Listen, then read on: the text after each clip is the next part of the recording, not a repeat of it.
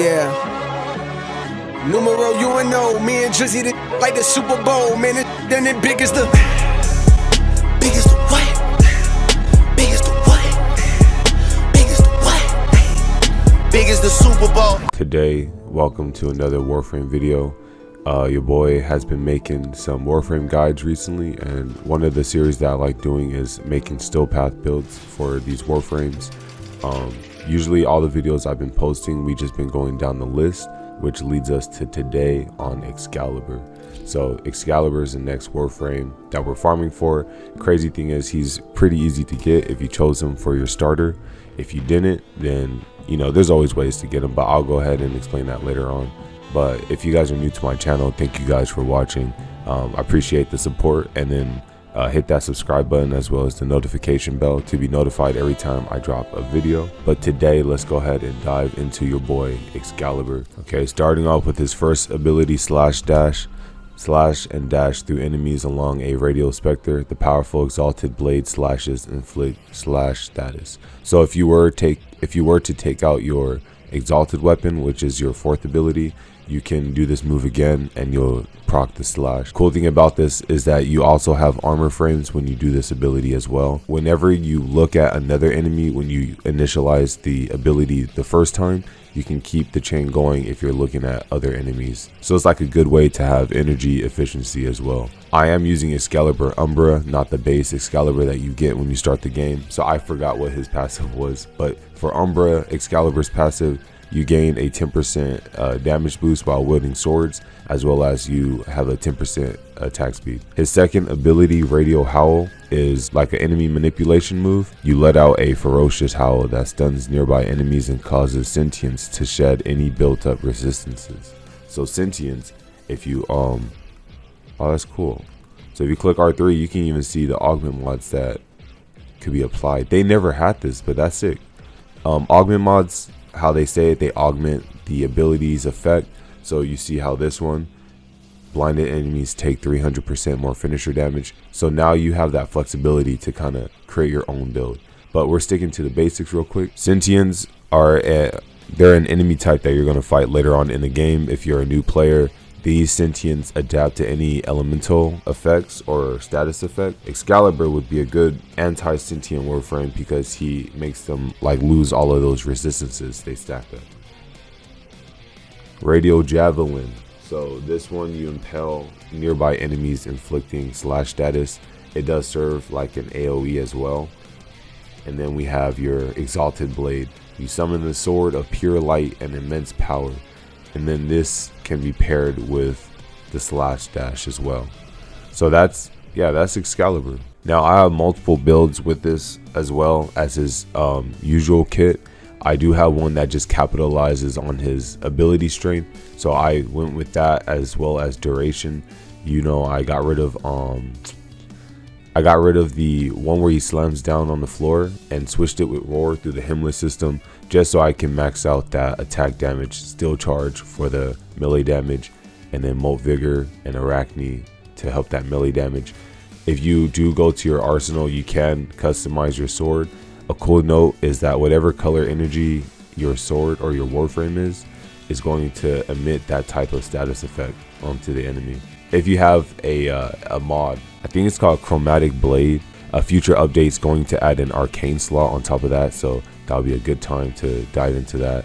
But using that build, it came with a lot of challenges in case you were overwhelmed by a lot of enemies. Like I said before, different mission types affect the Warframe differently, because if you have like a survival mission, your Warframe is more exposed to multiple enemies more at once, compared to taking him on a survival or a sabotage mission or exterminate mission. The enemies are more like filtered to not overwhelm as much, so it does question your builds, you know, in terms of survivability. So I went and got rid of his howl move and added to ensnare from the hemless system, which is Korra's ability. But ensnare allows me to group up a lot of enemies at once, and the plan is for me is to use the augment Furious Javelin, and you would get that attack boost instead of having, you know, roar be that option. The cool thing is that roar I can usually cap around like 80% ability strength or damage boost, or maybe even higher than like 100 and something. But with this setup, you can even get your attack boost as high as 2000, and I'm not lying. Then I have a max range blind rage, so if you just want to utilize the AoE, and you can even do your finishers where you take the finisher damage. Arcane Trickery will help you become invisible, so that solves your survivability aspect. And then after that, it's kind of like how Sight 09, if you keep making kills, you would refresh your invisible timer. This one, if you keep getting backstab, takedown kills or finisher kills, you can proc the Arcane Trickery again and then get that invisibility. You have 30 seconds to basically do it again, so it's a good setup. Config D was just like his usual loadout. I did put Warrior's Rest, which is one of the new augments for Excalibur Umbra, where you gain a 15% ability strength, and then Precision Intensify. I wanted to utilize this mod as well for that 4th ability, just to give this one some love. But yeah, that's pretty much it. So for Warframes, I like to group them into 3 categories on how they're strong. One being that their abilities are just broken. 2, they have enemy manipulation that can help just win the game. And 3, they are weapon-based Warframes. Now this one's tricky in terms of like the terminology I use, because weapon-based is like, he does use the weapon, but they are his ability. So for this Warframe, I would say he's more ability-based.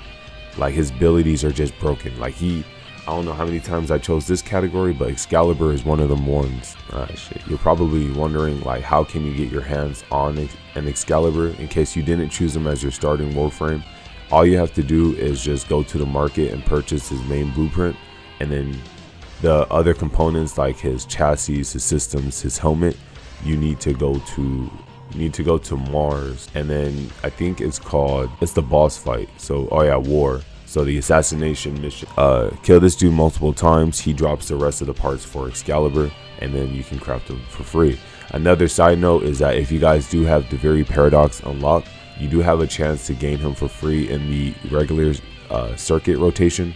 So if you go to normal, you're able to choose between 3 rotating Warframes. He sometimes appear in this rotation. So let's go ahead and finally take them into combat. So I found out that this build is kind of harder in survival, especially on your own, in terms of like keeping the energy up. You can clutch with it if you have your Xenuric clan, but if you don't, this build is still good on any other mission type except for, well, it's good for all of it. It's just survival, you'll have a more difficult time with it. But to save on time, I would take this build with my Ensnare. I'm going to take the Epitaph as like a secondary proc, a stat stick. It has radiation infused, so it's good with crowd controlling. I switched back to my operator. I forgot, it's been a while since I used my operator. I almost forgot what he looked like. It's cool when the hair update comes out though, so we can, customize our boy again. Cool thing too, I forgot to really recap this with Sight 09, unless I already did. But Excalibur is also one of the selected Warframes with a Gemini emote and turn into your proto frame form. This allows you to harness both fashion frames. So what you want to do is use Ensnare, use your Javelin move. You can even summon your Scalped Blade and just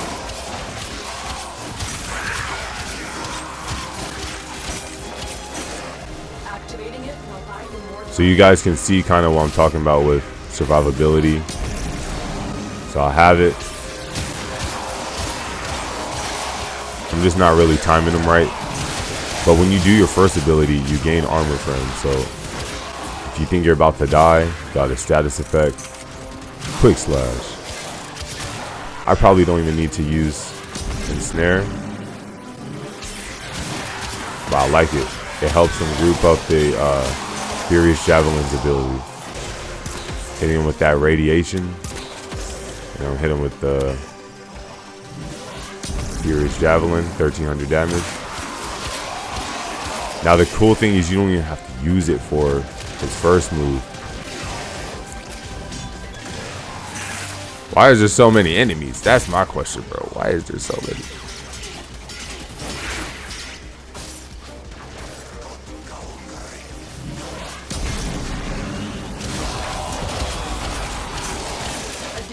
Life support has arrived.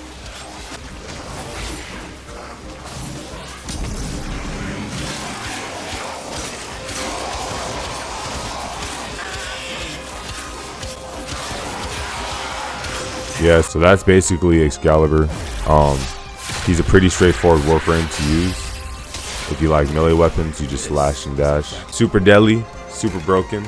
But let me know if you guys have any questions, if your Excalibur is not strong enough to handle Steelpath, or if you just don't know how to collect them, or if you have questions about my build and whatnot, even stuff that can help my build. I'll be always open for criticism. That leaves everything for today's video. Thank you guys for watching. If you guys have any questions, feel free to let me know. And then, like always, be safe, keep up the grind, and I'll see you guys next time.